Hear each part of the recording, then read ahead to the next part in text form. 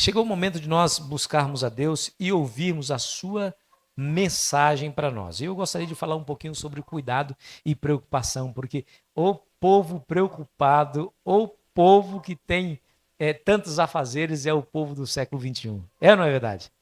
Olha, gente, nós temos muita coisa. Parece que o dia de 24 horas é pouco, né? Muito pequeno. Deveria ter 30 horas no dia de tantas atividades, de tantas coisas que nós estamos buscando. E por conta dessa correria, a gente acaba se estressando. Se tem uma geração estressada, não tenha dúvida que é a geração do século XXI, viu? Essa geração nunca teve tanta coisa na mão.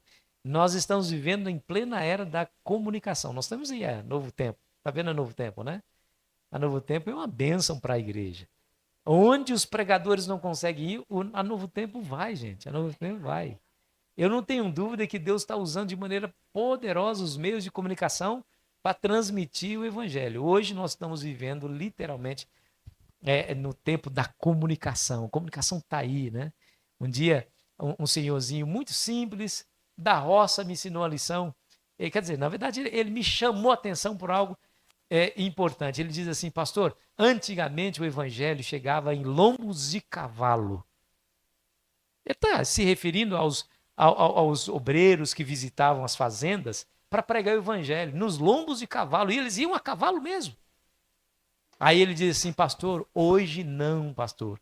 Hoje o evangelho está no ar. Eu assim, como assim está no ar, irmão? Pastor, coloca uma anteninha que você capta o evangelho através da rádio, através da internet e através da TV. Olha que coisa interessante, né? Que percepção, né?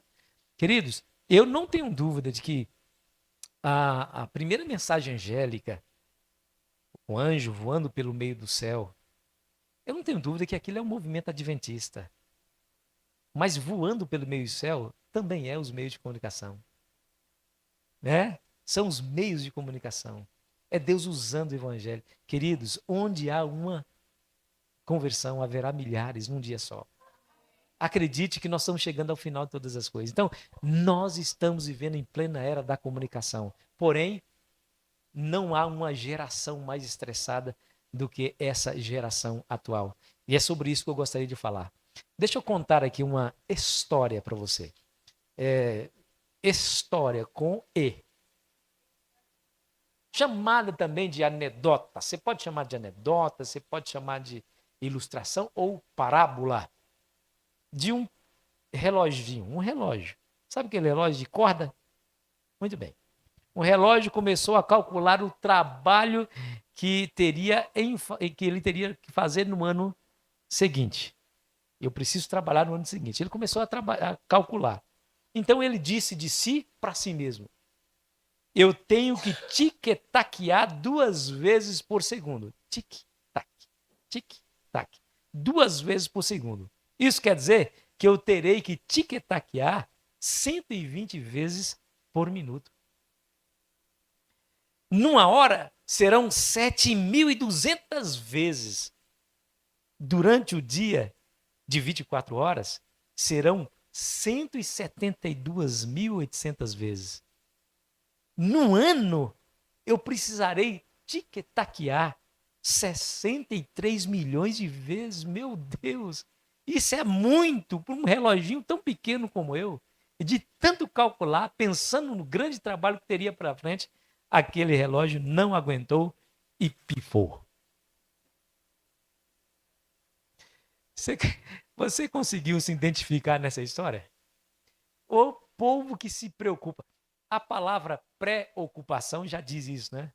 Para que você vai se preocupar? Se ocupe quando chegar o problema.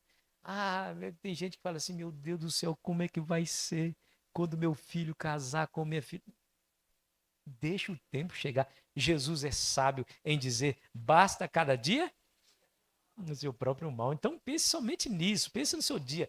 Gente, aquele ditado extraordinário, ele é verdadeiro.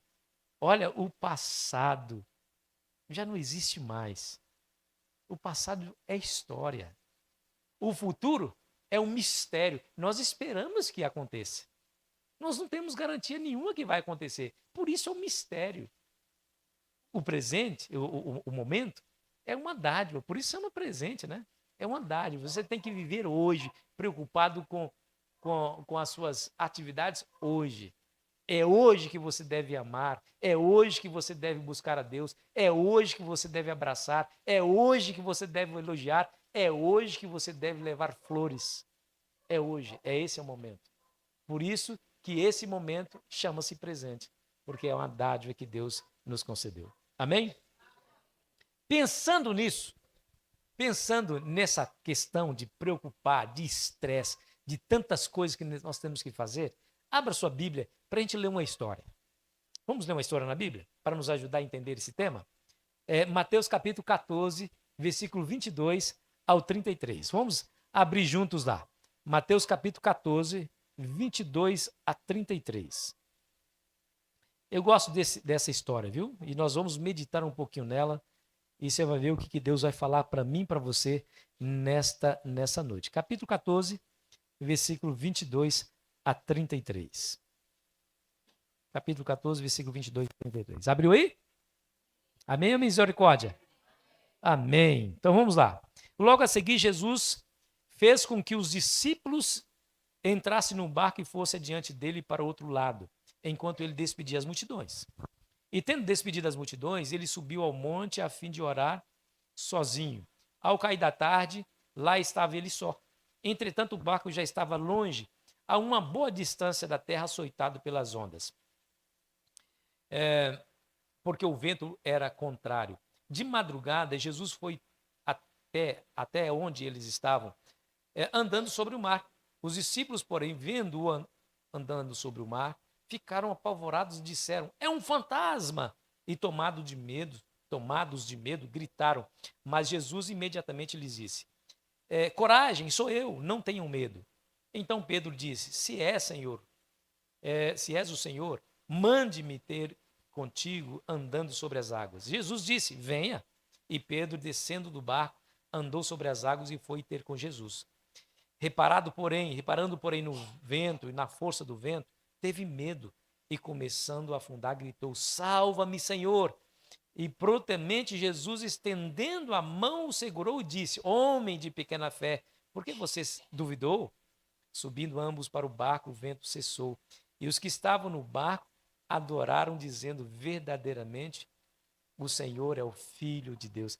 Que coisa linda! Que história, hein? Que história. Algumas coisas me chamam a atenção nessa história. Algumas coisas me chamam a atenção.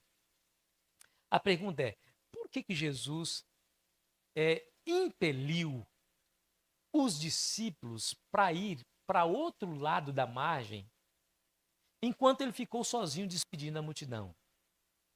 Você percebeu no texto aí?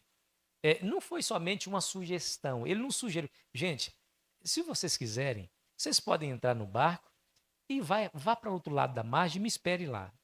Ele não sugeriu somente. Diz a Bíblia que ele impeliu. Ele impeliu. É uma força, é uma ordem. Ele fez questão de que os discípulos entrassem dentro do barco e fossem para o outro lado da margem. Não é uma curiosidade? Por que Jesus fez isso? Por que Jesus fez tanta questão de fazer assim? Vamos ver o que a Bíblia diz. João capítulo 6, em Evangelho de João, no capítulo 6, João conta a mesma história sob uma nova ótica. Os evangelistas, eles escrevem muitas vezes da mesma história, mas acrescentando detalhes que enriquecem a história. Em João capítulo 6, versículo 14 e 15, nos diz assim, ó. Acharam aí? João capítulo 6, versículo 14 e 15 nos diz assim: vendo, pois, os homens o sinal que Jesus fizera, disseram: este é verdadeiramente o profeta que deveria vir ao mundo. Sabendo, pois, que Jesus estava para vir com o intuito de arrebatá-lo, para o proclamarem rei, retirou-se novamente sozinho para o monte. E o irmão Lúcio acertou na mosca. Você sabe por que Jesus incentivou, impeliu, insistiu, ordenou que os seus discípulos saíssem daquele momento? Porque os discípulos que não compreendiam a missão do Messias, que entendiam que Jesus realmente deveria sentar no trono de Davi e libertar Israel da tirania dos conquistadores romanos, eles certamente participariam do levante popular. Certamente eles estariam no meio daquela multidão, naquele protesto, para colocar Jesus como rei da sagrada terra de Israel. E, gente, e que mal há nisso? Me diga, que mal há em ter Jesus como rei?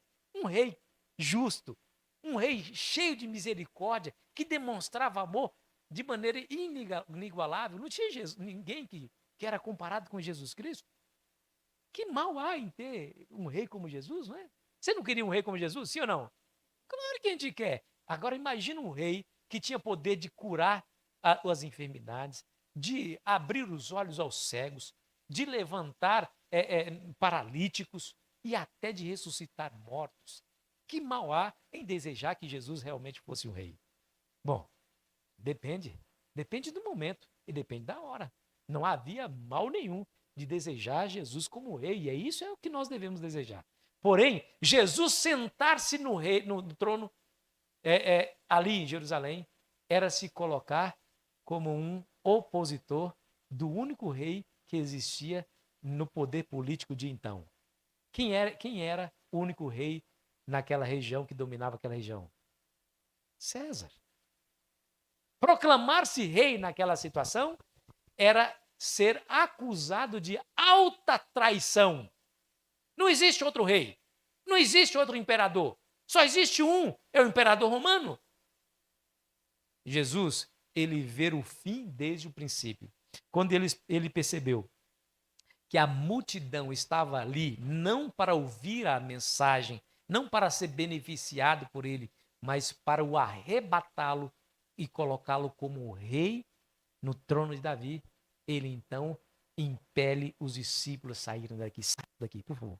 Vão embora. Deixa eu sozinho com essa multidão. Eu trato com eles. Vão embora.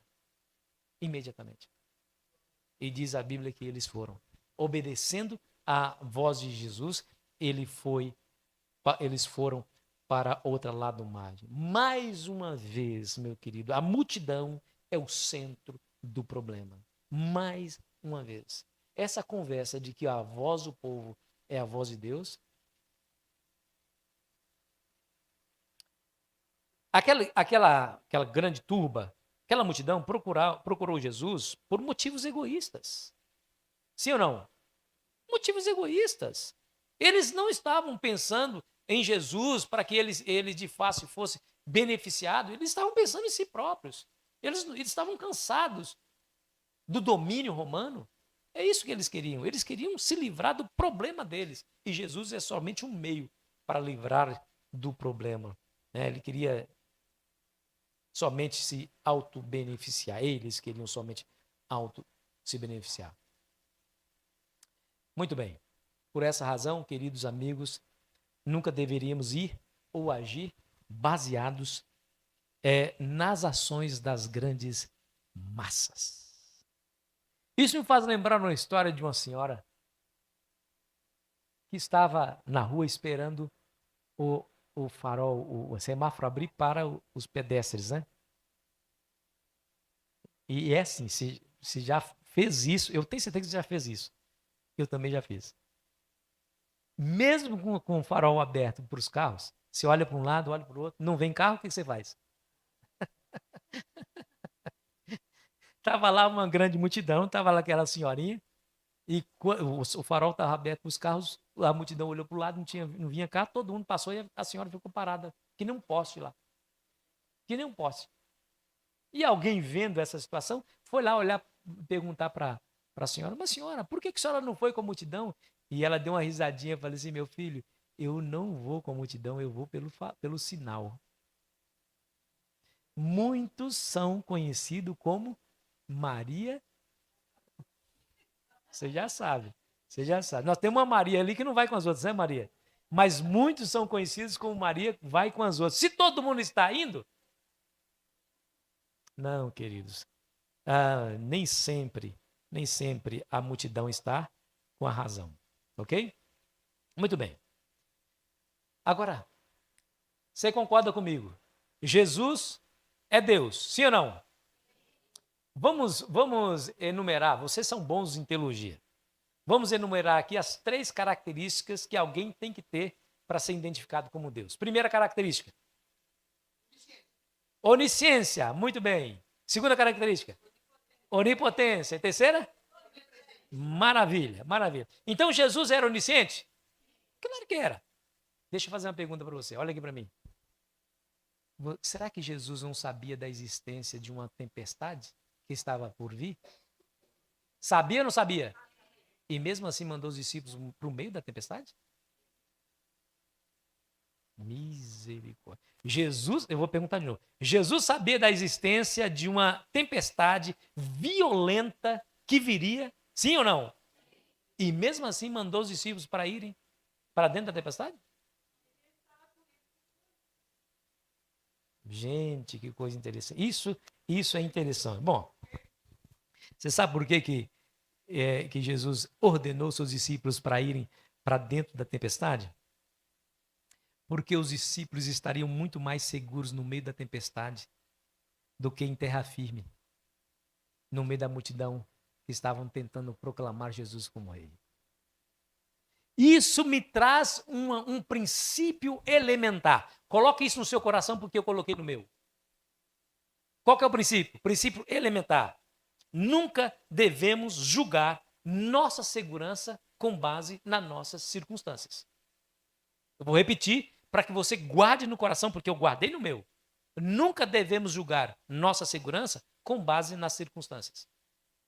Os discípulos estavam no meio do mar, fustigados pelas ondas. O vento era muito forte.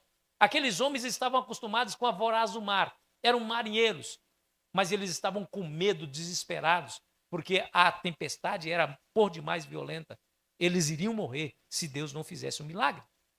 E, no entanto, eles estavam mais seguros no meio daquela tempestade do que em terra firme, no meio daquela multidão egoísta que queria colocar Jesus como rei. Não julgue a sua segurança com base nas suas circunstâncias.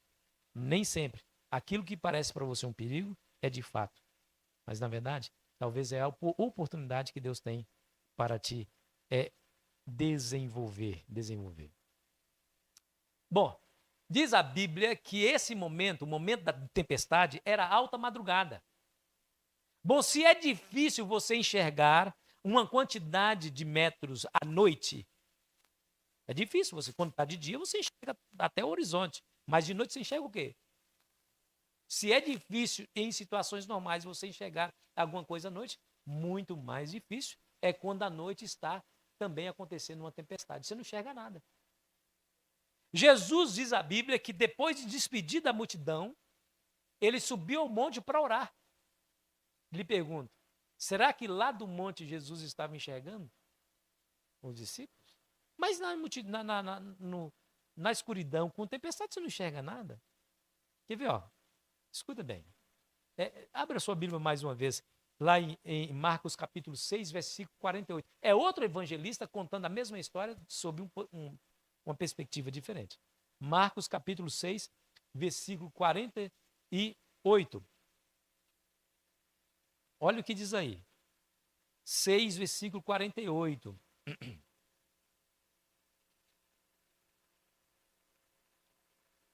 Acima do versículo 45 está o título, né? Subtítulo. Jesus anda sobre o mar.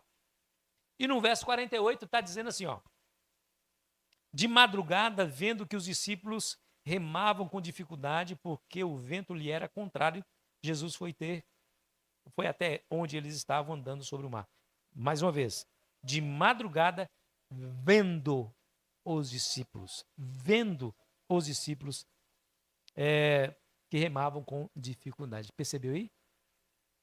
Jesus estava lá no monte orando, mas os seus olhos estavam concentrados e fixados naquela pequena embarcaçãozinha que estava sendo fustigada pelas ondas do mar e pelo vento. O que isso me diz? Olha aqui para mim. Isso não é uma ilustração maravilhosa de que Jesus lá no santuário celestial está vendo a pequena embarcação da sua igreja, mesmo que nós estejamos fustigados pelas tempestades da vida? Gente, coisa maravilhosa. Não há tempestade que alcance você que pegue Deus desprevenidos. Deus está sabendo, Deus está vendo tudo o que acontece comigo e com você. Deus sabe, Deus ouve, Deus vê. Isso mesmo, dona Maria. Deus sabe, Deus ouve, Deus vê. E Ele está vendo, está atento e não está ignorando o que está passando contigo, mesmo que você esteja passando por dificuldades. Muito bem. Mas você há de convir comigo, nós aqui, vamos bater um papo aqui. Olha para mim. Você há de convir comigo que mesmo em meio à dificuldade, mesmo em meio à tempestade, às vezes, eu acho que é quase sempre a gente tem uma leve impressão de que Deus não está nos vendo. Parece que a gente ora e nada acontece. Parece que o céu em cima de nós é de bronze. Parece que os ouvidos do Senhor estão tampados e a sua mão está encolhida. Porque a gente ora para que a gente não entre na tempestade, para que a tempestade fosse evitada de alguma maneira, não é? Senhor, me ajuda a não entrar, me ajuda a não sofrer, não é esse? Às vezes o nosso objetivo de vida é buscar o prazer e evitar o sofrimento. E a gente ora, Senhor, me ajuda a não sofrer. Qual é a mãe que não ora pelo sucesso extraordinário dos seus filhos? Não é? É assim. Nós somos educados desde a mais tenra infância a buscar o prazer e evitar o sofrimento. Mas quando nós estamos no sofrimento, a gente ora a Deus para que Ele nos livre do sofrimento. Quantas e quantas vezes já conversei com alguns irmãos e eles dizem assim, pastor, eu não sei quando essa provação vai acabar. Eu não aguento mais, pastor. Eu estou cansado de orar a Deus pedindo para que Ele me livre, para que Ele acabe com isso, acabe de uma vez por todas, para que eu viva um pouquinho mais aliviado, aliviada. Eu não aguento mais. E depois vem mais problemas. E os problemas se avolumam, se intensificam, fazem sofrer. Não é assim? Às vezes parece, eu quero dizer para você, parece, só parece, mas não é verdade, que Deus nos abandonou. Só parece. No momento da mais terrível tempestade, o Senhor aparece. No momento que você menos esperar, Ele aparece na sua vida. Ele aparece de maneira extraordinária. Aí eu fico pensando assim, irmãos, pensa comigo agora. Por que Jesus aparece andando sobre as águas? Ele não poderia simplesmente desmaterializar-se lá do monte e aparecer na polpa do mar? Não podia? Não, porque andando sobre as águas, parece um exibicionismo, né? Andar sobre as águas. Mas pensa bem, imagina como é que estavam as ondas. Jesus andando, sabe que Jesus subia a onda quando ela subia e descia? Eu não sei, mas ele andava sobre as águas. Deixa eu dizer uma coisa para você. Você sabe por que Jesus escolhe esse método? Olha para mim. O mar, agitado como estava, era o que trazia medo ao coração dos discípulos. Eles estavam com medo do mar. Tempestade em alto mar é o barco afundar. Para dentro do mar é morrer. O que lhes mais trazia temor e medo e desespero era exatamente aquele mar. Porque Jesus vai ter com os discípulos andando sobre o mar? Por uma simples razão. Jesus usa aquilo que eles mais temiam como uma ponte para alcançar o coração dos seus discípulos. Olha aqui para mim. Outro princípio que eu gostaria que você guardasse no seu coração, porque eu guardei no meu.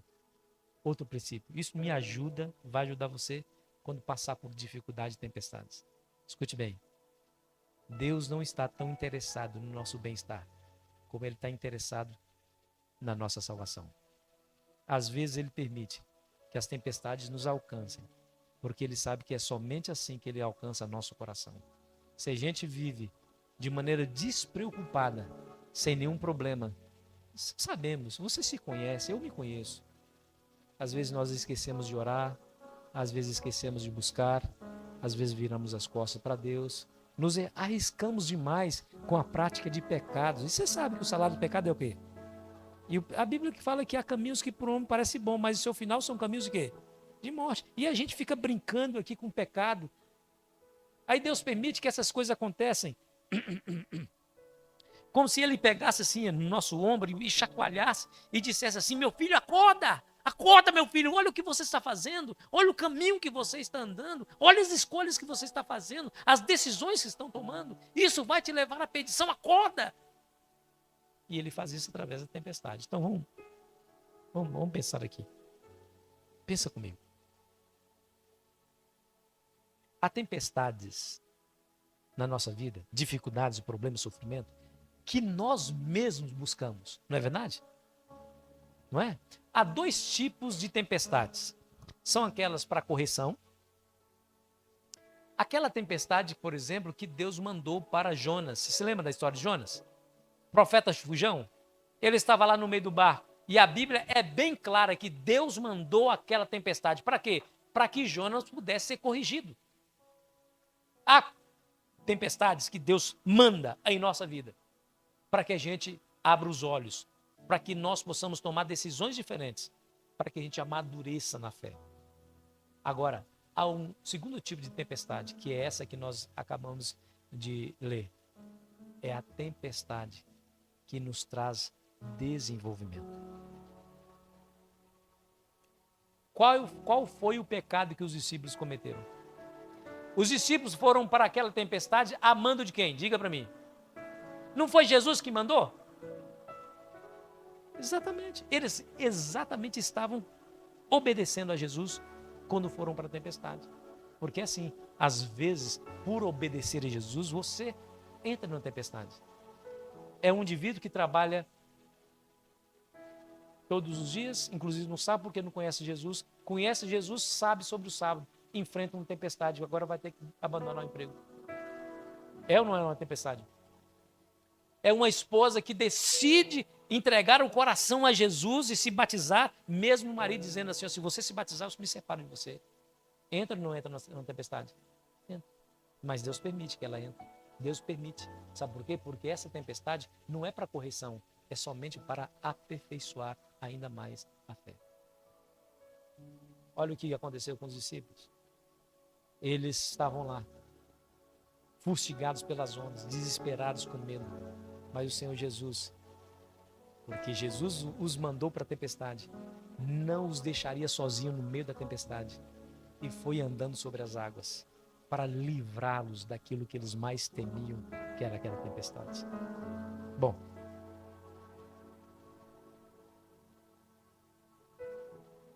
os discípulos, quando viram Jesus, pensaram que estava vendo o quê? Um fantasma existe? Mas eles pensaram, você sabe por que eles acharam que Jesus era um fantasma? Eu vou dizer para você que é a parte mais triste da história. Deixa eu dizer para você, escute o que eu estou dizendo.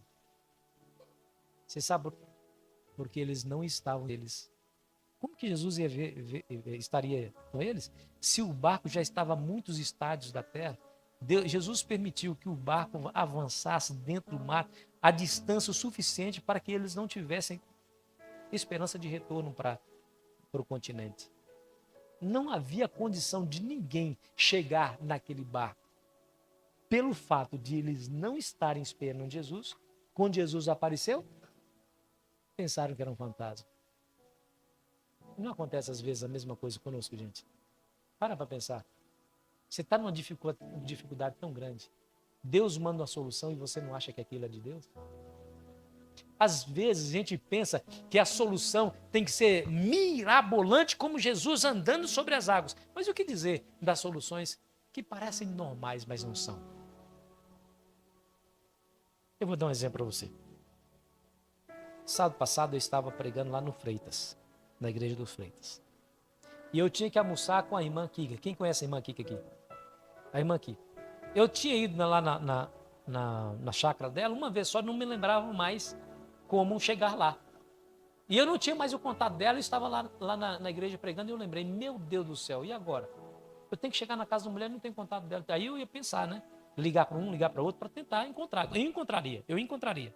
É claro, eu encontraria. Hoje nós estamos na época da comunicação e a comunicação é muito rápida. Eu posso conseguir essa informação rapidamente. Mas quando eu estava pensando em quem que eu devo ligar, eu olho para o auditório e quem está no auditório? O esposo daqui. O esposo daqui que foi adorar a Deus na igreja de Freitas, sem ao menos saber que eu estaria lá pregando. Eu falei assim, isso aqui não é natural. Foi Deus que mandou para me ajudar, me guiar até a casa dele. Pequenas coisas. Pequenas coisas. Sabe, queridos? Às vezes, nós não esperamos Jesus para resolver as nossas pequenas coisas e quando as soluções vêm, a gente acha que foi natural, foi fruto da nossa imaginação, ou foi fruto da nossa habilidade, ou foi fruto do acaso. Muitas vezes a gente faz isso. Queridos, terminando essa história, porque aqui nós estamos fazendo uma análise dessa história, que coisa linda nós estudamos aqui nessa história, né? Terminando essa história, nós precisamos dar um pouquinho de crédito para Pedro, tá? Porque Pedro é Pedro, né? Pedro é Pedro, né? Pedro. É mesmo, Senhor? Não é um fantasma, não é? Então prova, me manda ir ter contigo. Ô homem, né? Me manda ir ter contigo, andando sobre as águas. Deixa eu perguntar, lá no meio daquele mar furioso, qual era o único lugar seguro? Ele queria sair do barco, gente. Vamos dar um crédito para Pedro? Porque, olha, sinceramente, se eu estivesse ali, eu estava agarrado ao mastro. Eu não queria sair daquele barco de jeito nenhum. E quando Jesus disse assim para Pedro, assim, Pedro, então venha, Pedro. E ele desafiou Jesus, Jesus aceitou o desafio, então venha. Tá bom, eu vou. Eu imagino Pedro fazendo assim, ó. Ele passou o pé assim. Ó, tá duro, tá firme. Segurou o primeiro pé, passou o segundo, tá firme. Nossa, parece que tem uma rocha debaixo nos meus pés. E começou a dar um passo no outro. Daqui a pouco ele tira os olhos de Cristo e começa a olhar para o vento. E a tempestade, meu Deus, o que eu estou fazendo aqui? Aí ele afundou. Ah, meus amigos, tinha que ter muita fé para sair dentro daquele barco e Pedro tinha suficiente. Pedro era um homem de fé. O problema é que ele não manteve a sua fé. Aí que está, às vezes, as nossas dificuldades. Entregamos a nossa vida a Jesus. Entregamos a nossa vontade para Cristo. Até certo momento. Depois esquecemos. Olhamos para o lado. Olhamos para as coisas que nós perdemos. Olhamos para os desejos da carne, que era tão bom, era tão gostoso. Tiramos os olhos de Cristo e voltamos para essas velhas coisas. E aí, afundamos. Vamos dar mais um crédito para Pedro? Porque Pedro, diz a Bíblia, quando estava afundando, o que ele fez? Gritou, salva-me, Senhor. Ele não esperou afundar-se completamente. Ele gritou, salva-me, quando estava afundando. Não precisa chegar ao fundo do poço para gritar, salva-me. Quando você estiver indo para lá, no meio, no percurso, grita. Grita, porque o Senhor Jesus está atento ao seu grito, ao seu clamor, à sua oração. E o Senhor Jesus estende as suas mãos. Não espere chegar ao fundo do poço. Pastor, olha, eu queria fazer determinada coisa. Eu estava a ponto de desistir. Grita. Peça socorro. O Senhor Jesus está ouvindo você. Ele não somente vê, ele também ouve. Ele não somente ouve, mas ele tem um desejo muito grande de tirar você de dentro das águas. Homem de pequena fé, por que duvidasse? Duvida não, irmãos. Estava conversando com o Josa, cadê o Josa? O Josa está lá. O Josa lá em casa, fomos lá em casa, batemos um papo, tomamos um suco junto, né, Josa? Pastor, estou dando um estudo bíblico para uma pessoa e acontece algumas coisas sobrenaturais ali, pastor. Aí eu falei assim, Josa, não tenha medo, filho. A única coisa que você deve ter medo é estar sem Cristo, porque Ellen White diz que a mais débil alma quando com Cristo é mais do que o suficiente para enfrentar as hostes satânicas e vencê-las. Eu vou dizer para você o que está acontecendo nesse estudo bíblico. Eu vou dizer o que está acontecendo. Na casa dessa pessoa, Deus faz um cordão de isolamento de anjos poderosos, magníficos em poder. E impede que as hostes satânicas entrem aqui para atrapalhar o seu trabalho de pregação do evangelho. Há anjos lutando para que você conclua. Então, vá sem medo, porque aquele que é por você é mais poderoso do que aquele que é contra você. Acredite, porque esse Deus é poderoso para te livrar. Então, não espere, por favor, chegar ao fundo do poço. Quando você estiver indo para lá, grita e o Senhor Jesus estenderá as mãos para você. Deixa eu fazer uma pergunta nesta noite. Quantos nessas noites gostariam assim, Senhor, me ajuda, Pai? Quantos? Eu também estou levantando a minha mão. Senhor, quantas vezes, pode fechar os seus olhos para a gente orar. Senhor, quantas vezes nos afundamos em nossas escolhas erradas?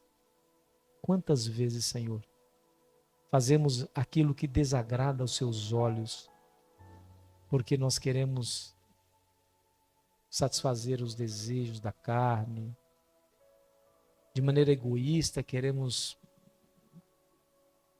ter prosperidade. Pai, nos ajude a nos livrar desses males que nós mesmos criamos. A tempestade às vezes se levanta contra nós. O vento sopra, nos fustiga, nos traz sofrimento. Mas nós acreditamos que o Senhor pode vir andando sobre as águas. Não permita, Senhor, que ao olharmos para o Senhor, o encaremos como um fantasma. Nos ajude a te esperar em todo o tempo, no tempo bom, no tempo de paz, de sossego, mas também no tempo da crise, da tempestade. Porque somente assim, Senhor, iremos encarar os seus milagres como milagres, como a sua provisão, como o seu favor dirigidos a nós. Pai, nos leve em paz para os nossos lares, mas nos ajude, Senhor, a viver contigo todos os dias, cada segundo, em nome de Jesus.